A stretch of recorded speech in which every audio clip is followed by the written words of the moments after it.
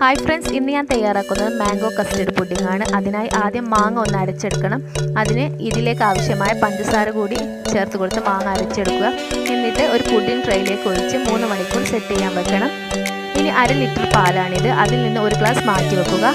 അതിലേക്ക് 2 teaspoon custard powder ചേർത്ത് നല്ലതുപോലെ ഇളക്കിയെടുക്കുക. ബാക്കി പാല് തിളപ്പിച്ചെടുക്കണം. നല്ലപോലെ തിളച്ച് വരുന്ന സമയത്ത് ഇതിലേക്ക് ആവശ്യമായ പഞ്ചസാര ചേർത്ത് കൊടുക്കാം. അതിനുശേഷം നേരത്തെ കലക്കി വെച്ച കസ്റ്റർഡ് പൗഡറും കൂടി ഇതിൽ ചേർത്ത് കൊടുത്ത് നല്ല കട്ടിയായി വരുന്ന സമയത്ത് തീ ഓഫ് ചെയ്യാം. ഇതൊന്ന് തണുത്ത ശേഷം നമുക്ക് പുഡിങ്ങിൻ്റെ മുകളിലേക്ക് ഒഴിച്ചു കൊടുക്കാം. എന്നിട്ട് 3